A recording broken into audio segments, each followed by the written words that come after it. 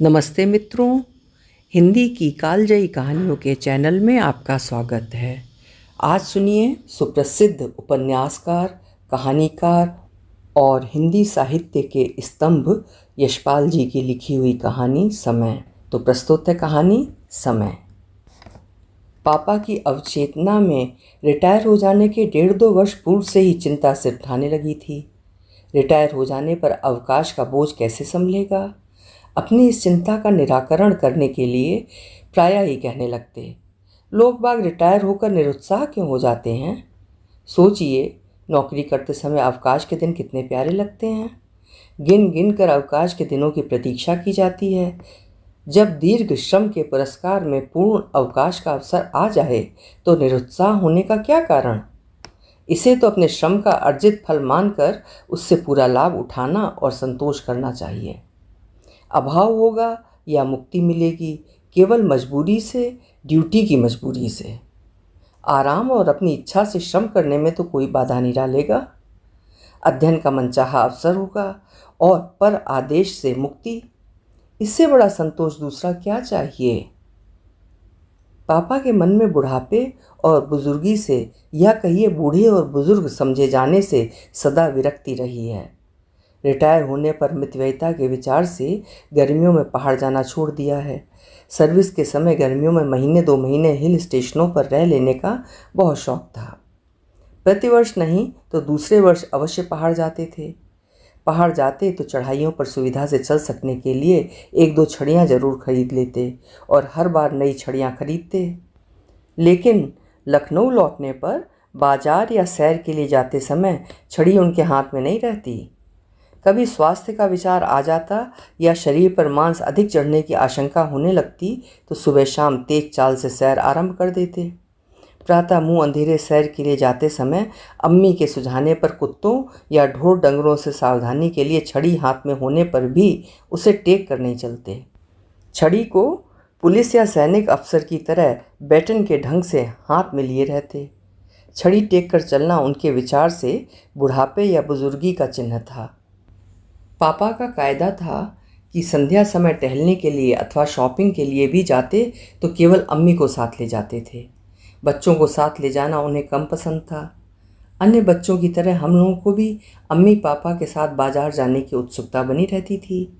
बाजार में हम बच्चे कोई चीज़ मांग लेते तो तनिक ठुनकने से ही मनचाही चीज़ मिल जाती थी। बाजार में पापा हम लोगों को डांटते धमकाते नहीं थे। उन्हें बाजार में तमाशा बनना बिल्कुल पसंद नहीं था। इसीलिए अम्मी और पापा बाजार जाने के लिए तैयार होने लगते तो हम लोगों को नौकर या आया के साथ इधर उधर टहला दिया जाता। बच्चों को बाजार ले चलने की अनिच्छा से संभवतः पापा की बुजुर्ग न जान पड़ने की भावना भी अवचेतना में रहती होगी। पापा ने अवकाश प्राप्त हो जाने पर अवकाश के बोझ से बचने के लिए अच्छी खासी दिनचर्या बना ली है। अवकाश प्राप्ति से कुछ महीने पूर्व ही उन्होंने योजना बना ली थी कि शासन कार्य के 36 वर्षों के अनुभव और चिंतन के आधार पर एथिक्स ऑफ एडमिनिस्ट्रेशन अर्थात शासन का नैतिक पक्ष पर एक पुस्तक लिखेंगे। दोपहर से पूर्व और अपराह्न में कम से कम 2-2 घंटे इस विषय में अध्ययन करते रहते हैं अथवा नोट्स लिखते रहते हैं। पहले उन्हें काम के दबाव के कारण कम अवसर मिलता था, परंतु अब सप्ताह में 1-2 दिन निकट संबंधियों और इष्ट मित्रों की खोज खबर लेने भी चले जाते हैं। अब किसी हद तक वे शॉपिंग भी करने लगे हैं। रसद और साग सब्जी की खरीद उनके बस की नहीं। वो काम पहले अम्मी करती थीं और अब भी रिक्शा पर बैठकर स्वयं ही करती हैं। अलबत्ता हल्की फुल्की चीज़ें जैसे टूथब्रश, ब्लेड, सिगार, सिगरेट, मोजे, रुमाल और दवा दारू की खरीद के लिए पापा संध्या के समय स्वयं हजरतगंज पैदल जाते हैं। कारण वास्तव में कुछ चलने फिरने का बहाना। पापा के स्वभाव और व्यवहार में कुछ और भी परिवर्तन आए हैं। पहले उन्हें अपनी पोशाक चुस्त रखने और व्यक्तिगत उपयोग की बढ़िया चीज़ों का शौक रहता था। पोशाक के मामले में वे बिल्कुल बेपरवाह नहीं हो गए हैं, परंतु गत 3 वर्षों में जाड़े के आरंभ में अम्मी हर बार उनसे एक नया ऊनी सूट बनवा लेने का अनुरोध कर रही हैं। पापा पुराने कपड़ों को काफ़ी बताकर टाल जाते हैं। यही बात जूतों के मामले में भी है। अम्मी खींच कर कहती हैं, अपने लिए उन्हें जाने क्या कंजूसी हो गई है। बच्चों को पहाड़ पर या सैर के लिए बाहर भेज देंगे। उनके लिए कपड़ों की ज़रूरत भी दिखाई दे जाती है, अपने लिए कुछ नहीं।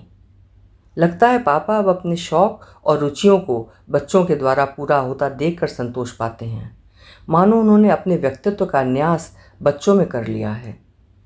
पापा के बच्चों को बाजार साथ न ले जाने के रवैये में भी परिवर्तन हो गया है। उनके रवैये में परिवर्तन का एक प्रकट कारण ये भी हो सकता है कि अम्मी अब अपने स्वास्थ्य के कारण पैदल चलने से कतराती हैं और हम लोग उंगली पकड़कर साथ चलने वाले बच्चे रह नहीं गए हैं। कभी पापा या अम्मी के साथ चलना होता है तो हमारे कंधे उनके बराबर या कुछ ऊंचे ही रहते हैं। पापा को आशंका नहीं है कि बच्चे बाजार में गुब्बारे वाले या आइसक्रीम वाले को देखकर हाथ फैलाकर ठुनकने लगेंगे।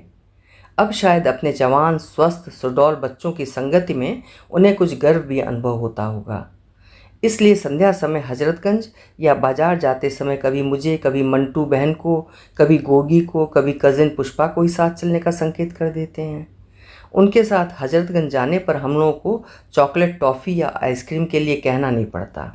पापा हजरतगंज का चक्कर पूरा करके स्वयं ही प्रस्ताव कर देते हैं, कहो क्या पसंद करोगे, कॉफ़ी या आइसक्रीम।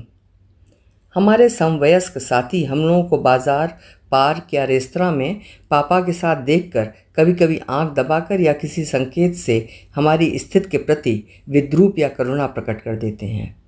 निस्संदेह पापा की उपस्थिति में सभी प्रकार की हरकतें या बातें नहीं की जा सकती, परंतु उनकी संगति बोर या उबा देने वाली भी नहीं होती।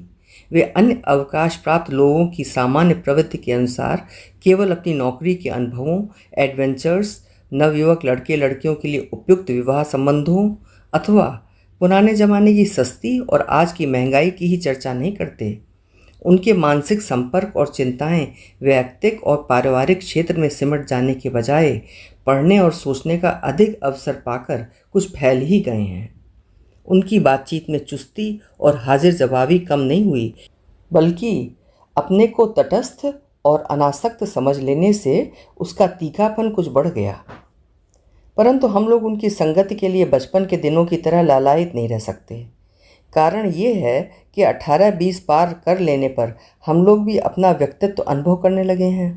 हम लोगों की अपनी वैयक्तिक रुझानें, अपने काम और अपने क्षेत्र भी हो गए हैं और उनके आकर्षण और आवश्यकताएं भी रहती हैं। कभी कभी पापा की आवश्यकता और हमारी संगति के लिए उनकी इच्छा और हमारी अपनी आवश्यकताओं और आकर्षणों में द्वंद्व की स्थिति आ जाना अस्वाभाविक नहीं है। संध्या समय हम लोगों में से किसी न किसी को साथ ले जाने की इच्छा में पापा के दो प्रयोजन हो सकते हैं। एक प्रयोजन तो वे स्वीकार करते हैं, उन्हें बूढ़ों या बुजुर्गों की अपेक्षा नवयुवकों की संगति अधिक पसंद है। दूसरा कारण पापा प्रकट नहीं करना चाहते। लगभग 1 वर्ष से उनकी नज़र पर आयु का प्रभाव अनुभव हो रहा है। अधिक देर तक पढ़ने लिखने से धुंधलापन अनुभव होने लगता है। विशेषकर सूर्यास्त के पश्चात यदि सड़क पर प्रकाश कम हो तो ठोकर खा जाते हैं और प्रकाश अधिक होने पर चकाचौंध से परेशानी अनुभव करते हैं। इसलिए संध्या समय बाहर जाते हैं तो हम लोगों में से किसी को साथ ले जाना चाहते हैं। पिछले जाड़ों की बात है, उस दिन डाक में आई पत्रिका में एक बहुत रोचक लेख पढ़ रहा था। पापा के कमरे से अम्मी को संबोधन करती आवाज़ सुनाई दी, एक जग गर्म पानी भिजवा देना। ये संकेत था कि दिन ढल गया है, पापा बाहर जाने की तैयारी आरंभ कर रहे हैं। तब ध्यान आया, सूर्यास्त का समय हो जाने से कमरे में प्रकाश कम हो गया था। बिजली का बटन दबाकर प्रकाश कर लेना चाहिए था, परंतु वो यात्रा वर्णन समाप्त किए बिना पत्रिका हाथ से छूट नहीं रही थी। पापा की बाहर जाने की तैयारी अनेक घोषणाओं और पुकारों के साथ होती है ताकि सब जान जाएं कि वे बाहर जा रहे हैं और कोई उनके साथ हो ले। मैंने सुना, परंतु मन जापान के उस यात्रा वर्णन में गहरा रमा हुआ था। पढ़ते पढ़ते भी पापा की बाहर जाने की तैयारी की आहटें कान में पड़ रही थीं। आहट से अनुमान हो रहा था कि पापा बाहर जाने के लिए जूते पहन चुके होंगे, टाई बांध ली होगी। उनके कमरे से पुकार आई, कोई है हजरतगंज की सवारी। पापा की पुकार के स्वर से अनुमान हुआ कि उन्होंने ऊपर के कमरों की ओर मुंह करके पुकारा था। मेरे कमरे से अपनी तैयारी की कोई प्रतिक्रिया न सुनकर उन्होंने लड़कियों को पुकार लिया था। ऊपर से भी कोई उत्तर न आने पर पापा ने फिर पुकारा, है कोई चलने वाला। पापा की इस पुकार की प्रतिक्रिया में ऊपर पुष्पा दीदी के कमरे से आवाज़ सुनाई दी, मंटू जाओ ना, पापा के साथ घूम आओ।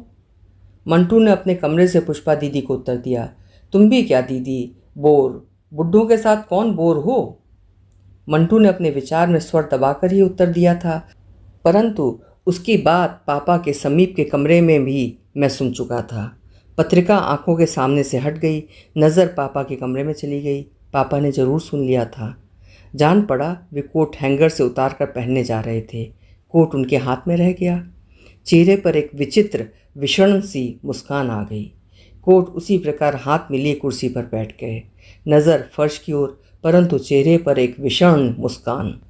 कई क्षण बिल्कुल निश्चल बैठे रहे, मानो किसी दूर की स्मृति में खो गए हों। मैंने दृष्टि पापा की ओर से हटा ली कि नज़र मिल जाने से संकोच अथवा असुविधा ना अनुभव करें। फिर पत्रिका उठा ली, परंतु पढ़ ना पाया। अनुमान कर रहा था पापा क्या सोच रहे होंगे। सहसा स्मृति में बचपन की याद कौंध गई। तब हम लोग उनके साथ बाहर जाने के लिए कितने लालायित रहते थे। हमारी उस लालसा से उन्हें कभी कभी परेशानी भी अनुभव हो जाती थी। एक दिन की स्मृति आंखों के सामने प्रत्यक्ष दिखाई देने लगी। हम लोग अम्मी और पापा के साथ बाहर जाने की जिद करते तो पापा को अच्छा नहीं लगता था। अम्मी ऐसी अप्रिय स्थिति से बचने का ये उपाय करती थीं कि स्वयं बाहर जाने के लिए साड़ी बदलने से पहले हमें आया हुबिया या नौकर बहादुर के साथ कुछ समय के लिए बाहर भेज देती थीं। हम लोगों के लौटने से पहले ही अम्मी और पापा बाहर जा चुके होते। एक दिन संध्या को अम्मी ने हम दोनों को बुलाकर कहा, बच्चों, हुबिया साग सब्जी लेने चौराहे तक जा रही है, तुम लोग भी घूम आओ। उन्होंने हुबिया से भी कह दिया, देखो कुंजड़े के यहाँ ताज़े नरम सिंघाड़े हों तो इन दोनों को ले देना। हम लोग हुबिया के साथ घर से 20-25 कदम गए थे। मंटू ने मुझे रोककर कहा, सुनो, अम्मी पापा के साथ बाजार जा रही हैं, हम भी उनके साथ बाजार जाएंगे। मंटू ने हुबिया को संबोधन किया, हुबिया, हमारे सैंडल में कील चुभ रहा है, हम दूसरी सैंडल पहनकर आते हैं। हम दोनों घर की ओर भाग आए। मंटू का अनुमान सही था। हम लौटे तो ड्योढ़ी में पहुंचते ही अम्मी की पुकार सुनाई दी, जी आइए, मैं चल रही हूँ। अम्मी बाहर जाने के लिए साड़ी बदले और जूड़े में पिने खोंचती हुई नजर आ रही थीं। मंटू अम्मी की कमर से लिपट गई और डबडबाई आंखें अम्मी के मुंह की ओर उठाकर आंसू भरे स्वर में हिचक हिचक कर गिड़गिड़ाने लगी, कभी कभी तो अपने बच्चों को भी साथ ले जाना चाहिए ना। तब तक पापा भी आ गए थे। उन्होंने पूछा, क्या है क्या है। वे समझ गए थे, बोले, अच्छा बच्चों, एकदम तैयार हो जाओ। अम्मी ने कहा, आ मंटू, तेरी फ्रॉक बदल दूं। परंतु मंटू अपनी इस हरकत से इतना शर्मा गई थी कि दोनों हाथों से मुंह छिपाकर भाग गई। पापा और अम्मी के कई बार बुलाने पर भी नहीं आई। बात पापा के मन में लग गई। उस समय बाहर नहीं जा सके। उसके बाद वे हफ्ते पखवाड़े में हम लोगों को भी बाजार ले जाने लगे थे। कभी कभी खाने की मेज पर हम लोगों के साथ बैठने पर उस दिन की घटना, मंटू के रो रो कर बच्चों को भी कभी साथ ले जाने की, दुहाई देने की बात सुनाने लगते और इस प्रसंग से मंटू झेप जाती। आज पापा के साथ चलने के अनुरोध का उत्तर मंटू दे रही है, बोर, बुड्ढों के साथ बोर। पापा अपनी कुर्सी पर निश्चल बैठे, स्मृति में खोए विषण मुस्कान से वही घटना तो याद नहीं कर रहे थे। पापा सहसा मानो दृढ़ निश्चय से कुर्सी से उठ खड़े हुए, कोट पहन लिया और अम्मी को संबोधन कर पुकारा, सुनो, कई बार पहाड़ से छड़ियाँ लाए हैं, तो कोई एक तो दो। एक छड़ी उठाकर मैंने अपने कमरे में रख ली थी। पापा को उत्तर दिया, एक तो यहाँ पड़ी है, चाहिए। छड़ी कोने से उठाकर पापा के सामने कर दी। हाँ, ये तो बहुत अच्छी है। पापा ने छड़ी की मूठ पर हाथ फेर कर कहा और छड़ी टेकते हुए किसी की ओर देखे बिना घूमने के लिए चले गए।